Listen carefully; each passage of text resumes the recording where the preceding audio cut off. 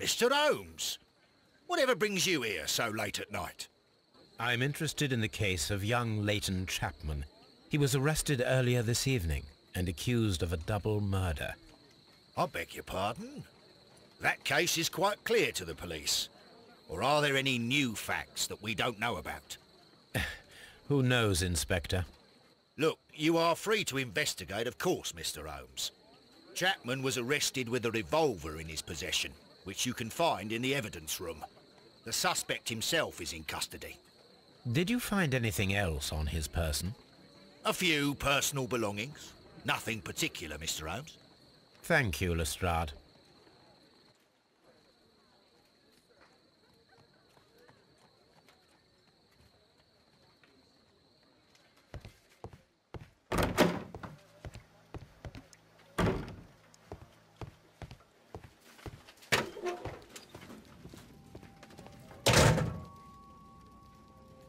So this is the gun that Leighton was holding when he was caught by the police.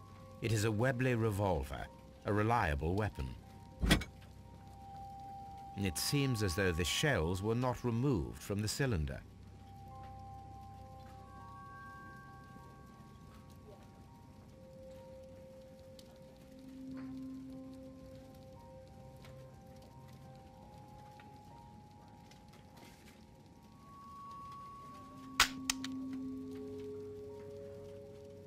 Two out of the 6 shells have been fired. There were 2 shots. These cigarettes are filled with cheap tobacco. Nothing interesting.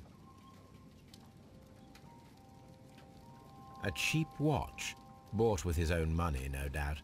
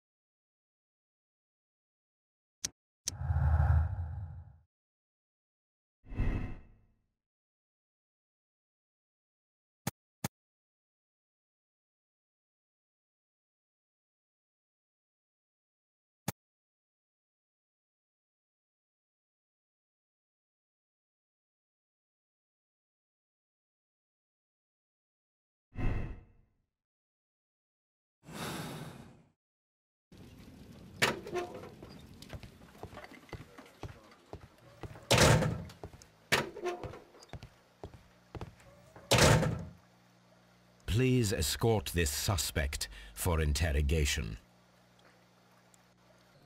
Good evening, Mr. Chapman. Who are you? I've got nothing to say. It's all a mistake.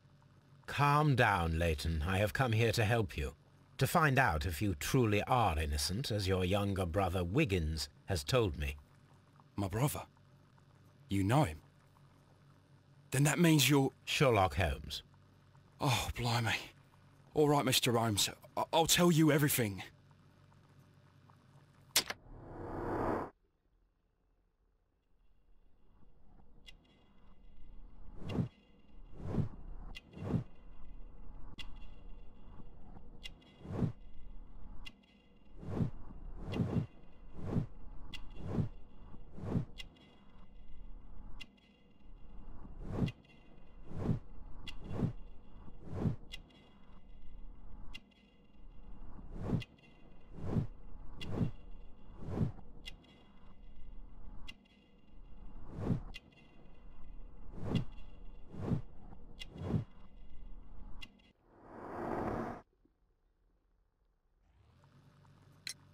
Good.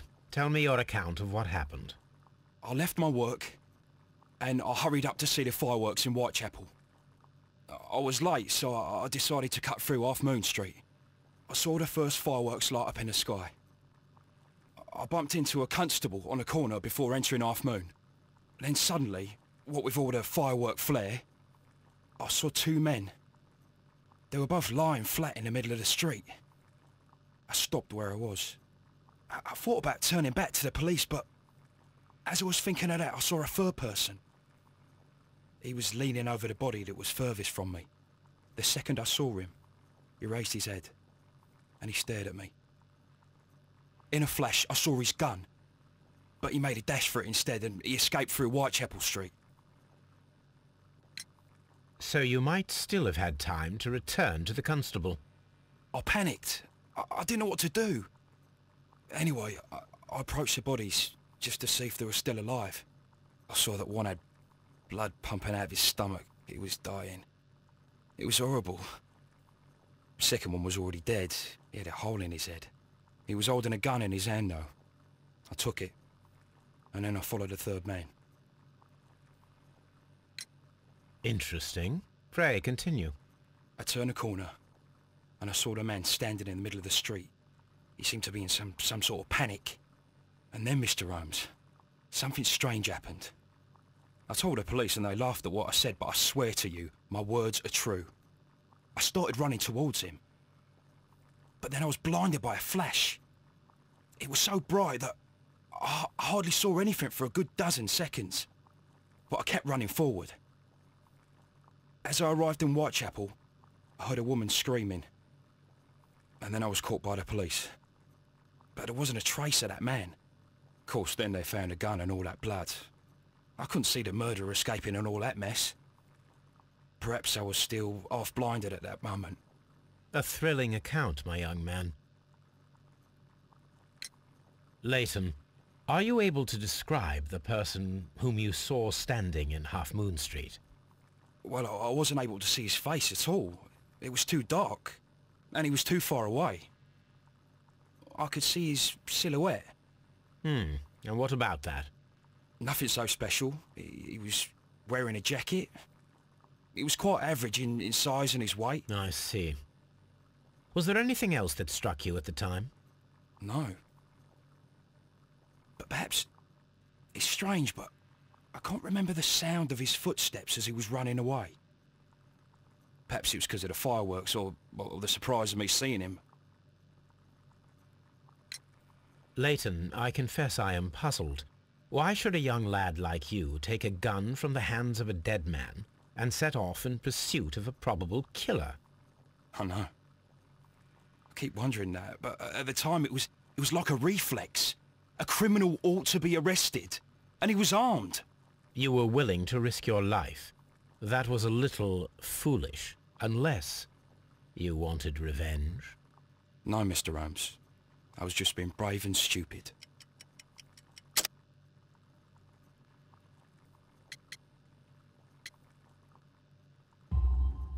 I'm sure that you were, but I believe that you may have recognized one of the victims, Brian Vercotti. You knew that gentleman well, did you not? However could you know that? You have a typical tattoo of the Westgate Brotherhood upon your hand. I observed exactly the same mark upon Mr. Vercotti. You came to know him from your sharing a past prison sentence. Am I correct, Mr. Chapman? Oh, God. You're right, Mr. Holmes. Would you tell me a little about Brian Vercotti? We were convicted for a robbery. Once in prison, both of us joined one of these fraternities. During that year, we tried to help each other out, you know? You were quite young then, I believe. Yes, Mr. Holmes, we were. We'd only stolen a pound of meat. After we were released and when I saw what my little brother had become, I decided to work towards living an honest life. And Vercotti? He had a hard time. His sister had died in a Whitechapel dispensary while he was in prison. He had no family anymore. Our paths split. He fell back into crime. So you lost him? Yes. And for around 2 years, I heard no news of him at all. We shall see you soon, young man.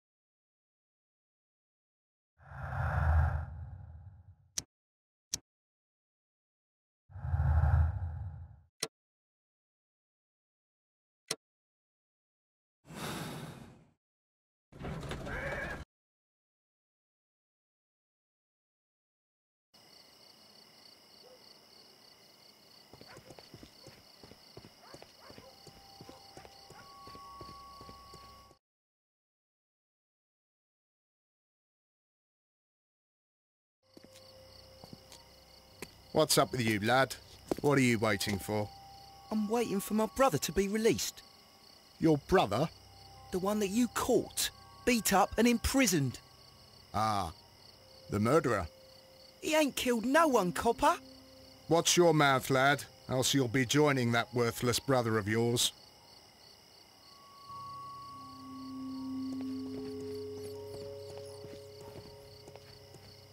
I'll do anything to save my brother, Mr. Holmes.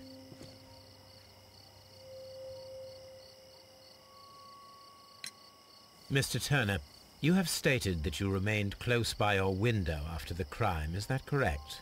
Oh, yes, Mr. Holmes. I stayed at my window until the policeman arrived to examine the dead bodies.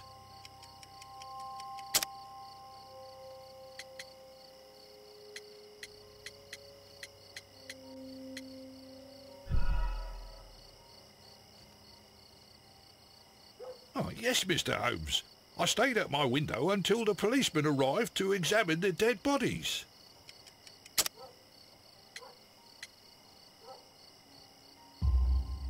That is very interesting, Mr. Turner. Constable Marrow stated that he did not see anyone at the window when he was running through Half Moon Street. Well, I think Constable Marrow and me, we might have been distracted by the whistles and shouts coming from Whitechapel. We could have missed each other somehow. You understand what I mean? It was a bit of a stressful moment, to tell you the truth, sir. Allow me to form my own theories, Mr. Turner. Would you mind showing me the view that you had from your window? Not at all, Mr. Holmes. Please, follow me. Mr. Turner appears to live very modestly.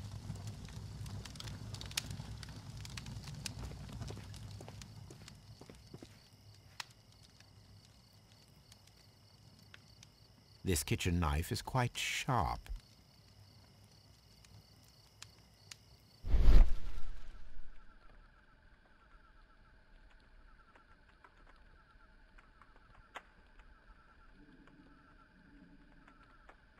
There are pieces of shredded paper scattered over the table. This kitchen knife was used to cut the paper.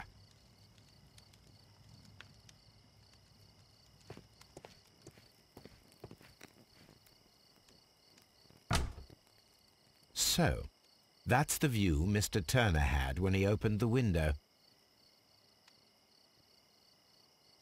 The dead body of Kenneth Butler. Brian Vercotti's contorted corpse. Mr. Turner had a perfect view of the crime scene. He saw the bodies clearly, and Leighton Chapman standing over them. Anything else you would like to know, Mr. Holmes?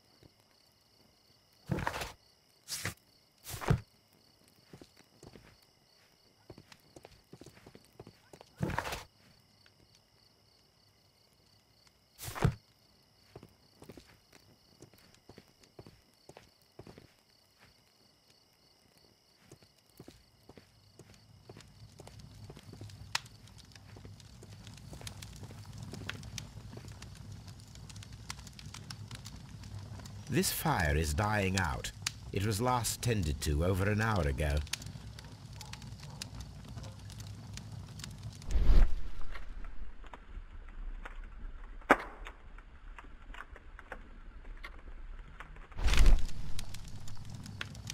The papers are almost entirely burned. I am unable to see what's written here.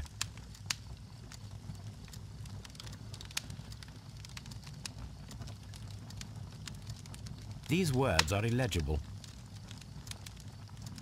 The papers were thrown into the fire just a short while ago.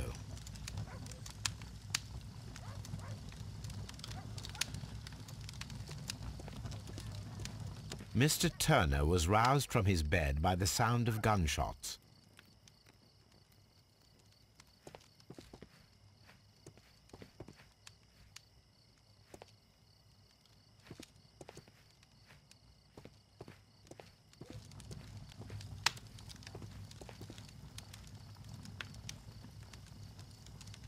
The books on this shelf are in a mess. It looks as though Mr. Turner was trying to find something in a hurry here, a short while ago.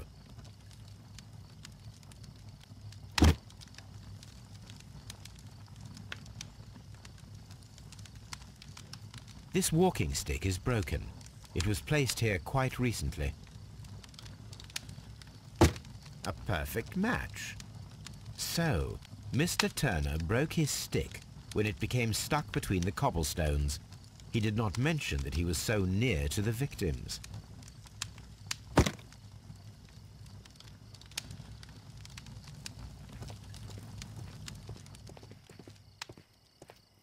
Anything else you would like to know, Mr. Holmes?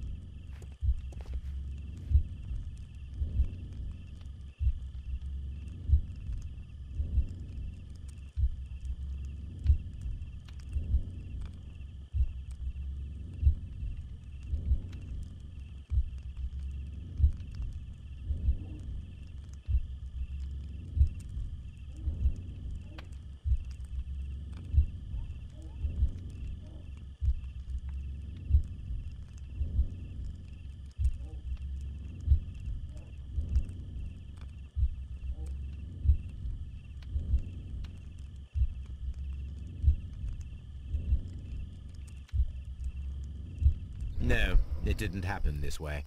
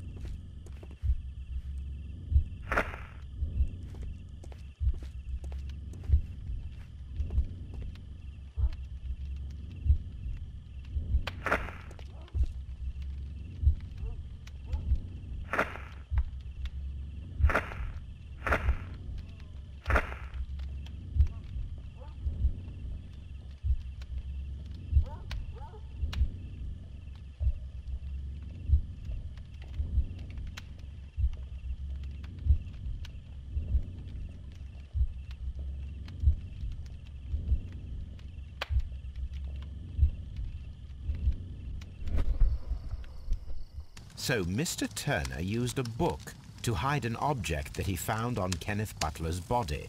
The question is, what did he find?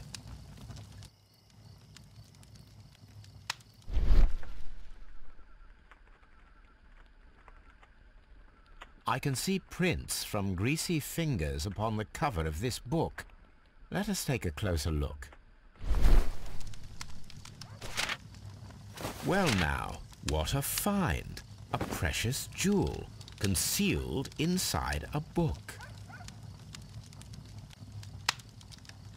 A bracelet with a unique ram's head design, a distinctive feature of ancient Grecian artifacts, probably of the Hellenistic era.